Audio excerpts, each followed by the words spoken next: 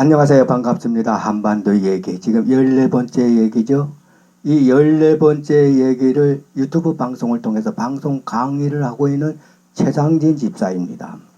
한반도 얘기 13번째 얘기에서는 이 나라를 지키는 군대를 우리가 국군이라 호칭한다고 그랬죠. 국군이라는 호칭은 한민족이 수립한 자유로운 이 나라를 스스로 우리 손으로 지킨다 해서 국군이라는 호칭을 만들었다는 거예요. 이 대한민국 군대인 국군이 창설되는 과정과 그리고 대한민국 정부가 수립되는 과정을 이 최상진 집사가 13번째 얘기에서 강의를 이어나간 거예요. 대한민국이라는 나라는 우리가 태어나서 우리가 지금 살아가고 있는 이 대한민국이라는 나라는 이 한민족이 수립한 자유로운 나라라고 그랬죠. 스스로 우리가 지켜야 할 대한민국이라는 나라라고 했어요. 지금 정치권에서 이 정책을 놓고 이 지지고 볶고 걸고 넘어지고 물고 늘어지고 싸움 박질 하더라도 이 대한민국의 나라를 지켜야 할 사람은 우리 국민들밖에 없다는 얘기예요. 그러니까 북한으로부터 지켜야 할 사람들은 우리 국민들이라 하는 얘기죠. 이 대한민국이라는 나라는 어떤 과정과 고초와 순환을 겪어나가면서 건국되고 수립된 나라인가. 이 최상진 집사가 계속해서 이제 강의할 한반도 얘기예요. 이 얘기. 그러니까 이 한반도 얘기를 우리가 다 들어보자는 얘기요. 우리가 다 눈여겨보자는 거, 귀를 기울이고 다 들어보자는 얘기예요. 자, 그러면 우리가 지금 살고 있는 이 한반도는 얼마만한 크기의 면적을 가지고 태어난 반도일까? 다시 한번 정리해보자는 얘기죠. 최남단인 부산에서 함경북도 끝자락까지 국철인 철도의 길이를 재봤을 적에 이 길이는 약 1000km라고 했어요. 그러니까 2500리 길인 1000km라는 것이고 동에서 서해의 폭의 간격은 약 300km라고 했어요. 그런데 지금 남북한의 군사 분계선이 이렇게 지그재그로 형성되어 있죠. 요 총 길이는 얼마냐? 248km라고 그랬어요. 남북 이 한반도의 전체 넓이는 얼마냐? 약 22만 제곱킬로미터라고 그랬어요. 북한이 지금 55%를 차지하면서 12만 2762 제곱킬로미터를 차지하고 있다고 했고 남한이 그 나머지 45%인 99,793 제곱킬로미터를 차지하고 있다고 그랬죠. 그래서 뒷부분을 다 띄워버리고 북한이 약 12만 제곱킬로미터를 차지하고 있고 남한이 약 10만 제곱킬로미터를 차지하고 있다고 해서 한반도 전체의 넓이는 약 22만 제곱킬로미터라고 했어요. 우리나라와 한반도와 비슷한 면적을 가진 나라가 영국이라고 그랬죠.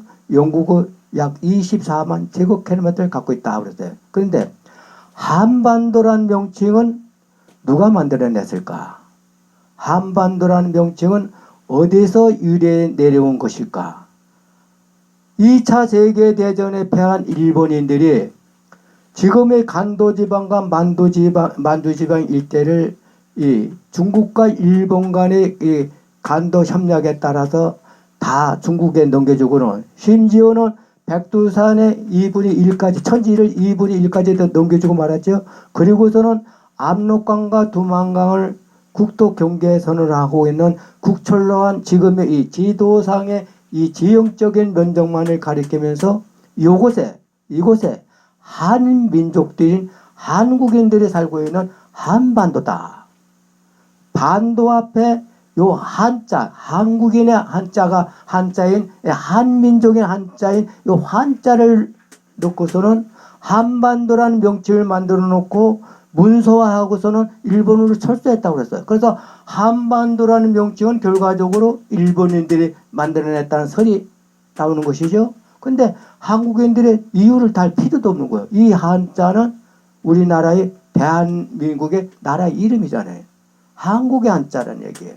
이 한자는 고조선을 이어온 당군의 한 핏줄로인 고유인 한족을 얘기하는 거예요. 이 한족은 한민족을 얘기하는 것이죠. 한민족은 한국인을 떠난다고 내가 몇 번이라도 얘기했죠. 고유인 한글 문자와 한국 언어만을 사용하면서 살아가고 있는 유일한 한국인을 얘기한다는 얘기예요. 한자는. 그러니까 문제 삼을 게 없는 거야. 근데 이 한자는 어디서 유래된 내려온 것인가? 대한의 한자라는 얘기예요. 고종 33년인 1897년 10월에 고종임금이 스스로 왕에서 황제자리에 등극했다고 했어요. 여기서 스스로라는 말은 누구의 도움 없이 혼자 힘을 이라는 뜻이죠. 스스로 왕에서 황제자리에 등극하면서 나라 이름을 조선에서 대한제국이라 국호를 바꾸고는 자기에게 만세라는 구호를 붙이게 했어요. 이 만세라는 구호는 중국 황제에게 만년 동안 만수무강하기를 추구한다는 구호지요. 조선은 왕이 다스리는 나라이고 또한 중국과 조선과는 이 조공 관계를 맺은 나라에 그렇게 살아온 나라죠. 거기다가 조선은 중국에게 신하의 나라로 비춰보면서 살아온 나라예요. 그러니까 조선 국왕에게는 만세라는 구호를 실질적으로 붙일 수 없고 한 단계 아래인 천세라는 구호를 붙여온 거예요. 그런데 이 고종임금이 스스로 왕에서 황제 자리에 등극하면서 나라 이름을 조선에서 대한제국으로 바꿔버리고서는 만세라는 구호를 이 신하들에게 붙이게 하는 거예요. 여기서 대한제국, 제국이란 말은 제국이란 뜻은 어떤 뜻이에요? 힘있고 경제력이 있는 나라가 후진 지역이나 후진 국가를 침략해 가지고 식민지를 만들거나 합병하거나 또는 본국의 속구를 만들어 가지고 경제적 이득을 취하는 나라가 이 제국이라는 제국주의라는 것이죠. 이 조선이 그런 나라냐? 아니잖아요. 그러니까 고종임금이 대한제국을 만드는 것은 제국이란 뜻은 황제가 다스리는 나라다 하는 게. 그러니까 한민족이 한국인들이 살고 있는 대한제국은 이제부터 황제가 다스리는 나라다 해서 제국을 쓴 거예요. 황제가 다스리는 이 조선은 이제부터 중국과 대등한 나라다. 더 나아가서는 일본하고도 대등한 나라다 해가지고 세상에 공평한 거예요. 그래서 대한제국을 만들어낸 거예요. 건설한 거예요. 그러니 일본인들이 눈이 확 뒤집힌 거죠. 가지나 미운데 끌어내릴 구실을 잡은 거죠. 이 시기부터 그러니까 고종의 대한제국을 국호를 바뀌는 이 시기부터 조선인에서 대한인, 대한인에서 한국인으로 바뀌는 명칭으로 바뀌는 시점이고 조선반도에서 대한반도, 한반도라는 명칭으로 바뀌는 시점이에요. 여기서 대한제국을 건설한 이 고종의 이 심정을 보면은 한민족의 단결을 촉구하는 고종의 임금의 절박함을 여기서 느낄 수 있다는 얘기예요. 그런데 왜 하필 이때난 이야기죠. 이미 이 시기는 친일 세력과 일본의 세력에 의해 이미 나라가 기울어질 대로 기울어진 상태. 망국의 길로 들어서고 있는 시기라는데 왜 우리 민족은 이렇게 살아와야만 했을까?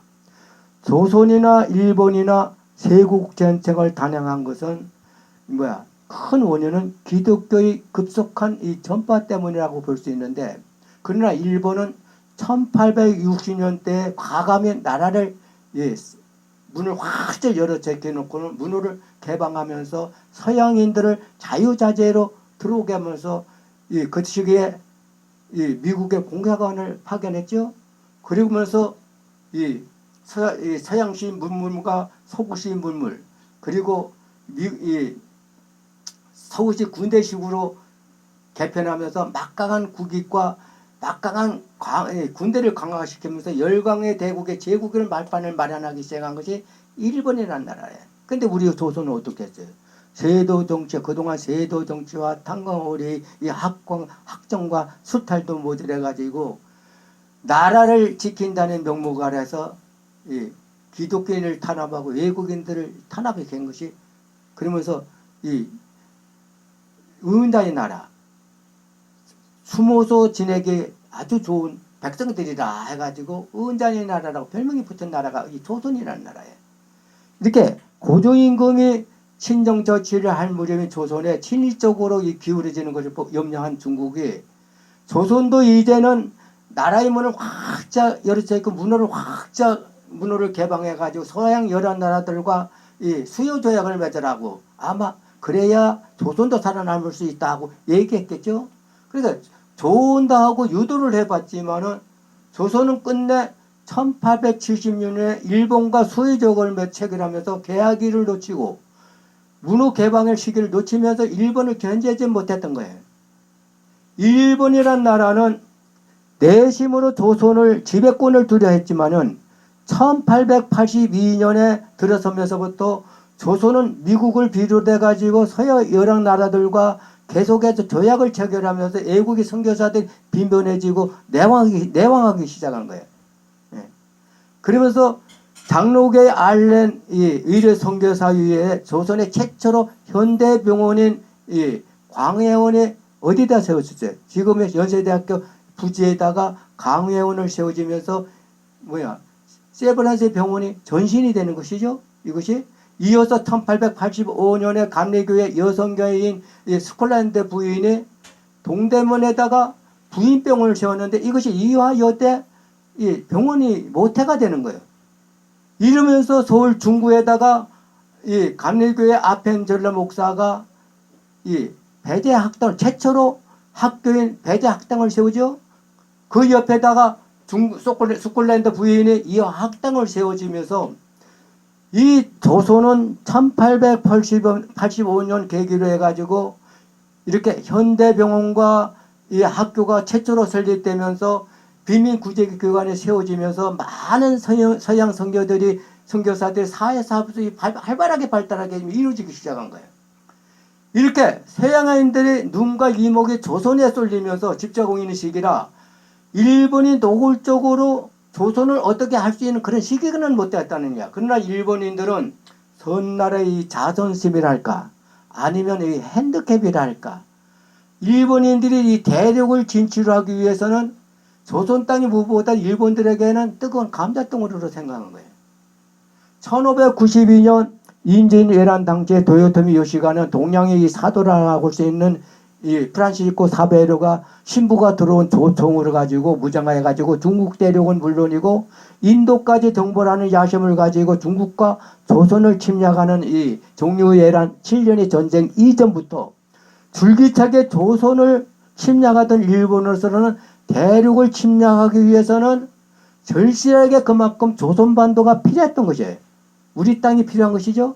결국 조선은 친일을 추구하면서 일본을 견제하지 못한 관계로 줄기차게 조선을 넘보던 일본을 결정적으로 조선의 지배권을 움켜쥘 수 있는 계기를 만들어줬는데 이것이 언제냐.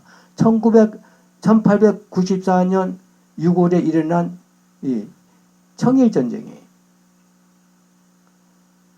1894년 한여름에 들어서는 여름에 6월에 머리를 길게 딴 이 청나라 군사와 작은 키에 서양식 군복을 착용한 일본군이 그것도 이 조선 땅에서 자기 나라 땅도 아닌 이 조선 땅에서 조선의 지배권을 놓고 전쟁이 벌어졌는데 안타깝게도 이 청일전쟁의 빌미를 안겨준 것이 누구냐? 우리 조선이라는 얘기예요. 1894년 1월 10일 이 동짓달에 전라도 곡창지대인 이 고부인 한 고을에서 만석보라는 이 저수지 높은 수세로 인해 가지고 고부 농민들이 고부 관할을 습격해 버린 거예요. 이 사건이 벌어지면서 봉기가 일어났는데 이 고부 관할을 습격한 사건이 벌어지면서 봉기가 일어났다는 얘기죠. 이것이 고부 농민 사건이에요. 고부 농민 사건. 이 고부 농민 사건이 결국은 가본 농민 혁명인 동학랑으로 발발하고 말한 거예요. 이 가본 농민 동학랑은 순전히 먹고 살기 힘든 농민들이 조정에 반길던 난이죠. 이 동학은 1860년에 현종 10년에 최재우라는 사람이 창조된 우리나라 대표적인 민족 종교라고 알려져 내려온 이 종교를 할 수 있는 종교인데 동학의 명칭은 서학인 기독교에 대항하는 의미를 가진 종교로서 외세를 배격하고 민족주의적 성격을 띤 종교라는 의미를 가진 종교예요. 제3대 교주인 송영의가 동학을 천도교로 개명해버렸죠. 그래서 이 천주교가 동학이라는 얘기예요. 동학이 천도교라는 얘기죠. 이 동학의 천도교가 조종의 불만을 품고 거세게 일어나자 조종은 이 난을 진화시킨다는 명목 아래 청나라에게 손을 내미는 거예요. 청나라가 이 동학을 진립한다는 명목 아래 지금이 아산만에다가 진을 치자 이것을 본 친일 세력들과 일본인들 우리도 가만히 두고 볼 수 없다 해가지고선 군대를 인천에다가 집결시킨 거죠. 이 두 나라는 이번 기회에 조선의 확실한 이 조선의 지배권을 이 우호를 가리기 위해서 두 나라가 자주 충돌을 했는데 극기하는 전쟁이 벌어지면서 이것이 1894년 6월에 일어난 이 청일전쟁이에요. 이렇게 되자 민중 공기를 일으킨 이 동학인들은 조종을 뒤로하고서는 일본과 맞붙는 싸움이 벌어지고 말한 거예요. 여기서 우리가 또다시 주의할 점은 동학난이 한창 있던 이 1893년 3월에 우리 이 백범 김구 주석은 19살 나이로 동학인으로서 동학병군에 참전해가지고 일본군과 맞서고 싸우고 있었고 이 백범 주석, 이 김구 주석보다 8달 먼저 난 우리나라의 초대 대통령을 지내고 임시정부의 초대 대통령을 지낸 이 운한 이승만 박사는 1885년에 아벤젤러 목사가 서울 중구에다 세운 이 학교인 배자학당에 3월 달에 입학하는 학도였어요. 이 두 사람은 같은 황해들 출신으로 같은 또래의 이 나이에 독립운동가들이죠. 민족주의자들이에요. 우리 민족이 이 두 구목인 이 두 사람은 그 시대에 서로 얼굴도 마주된 일도 없고 마주친 일도 없어요. 서로 이름조차 몰랐던 사람, 이 두 사람은 명성황후 이 시해 사건, 을미사변이 일어나자 이 을미사변에 연루돼 가지고 일본인들에게 붙잡혀 사형 선고를 받고 죽은 문턱에서 살아남은 사람들이 이 두 사람들이라 백범과 이재명 대통령이라는 얘기예요. 자, 오늘도 여기까지입니다. 한반도 얘기 15번째 얘기에서 우리 민족이 가난하고 힘이 없어서 이렇게 그렇게 살아와야만 했던 이 조선 말기 시대를 거쳐 내려가면서 대한민국의 나라는 어떤 과정과 고초와 순환을 겪어내면서 고국되어 nen다니까 이걸 계속 강의를 해 나갈 거예요. 자, 15번째 얘기, 한반도 얘기 15번째 얘기에도 많은 경청을 바랍니다. 구독 신청도 해주시고 많은 사람들에게 늘려 보내달라는 얘기야. 자, 오늘도 여기까지입니다. 안녕히 계십시오.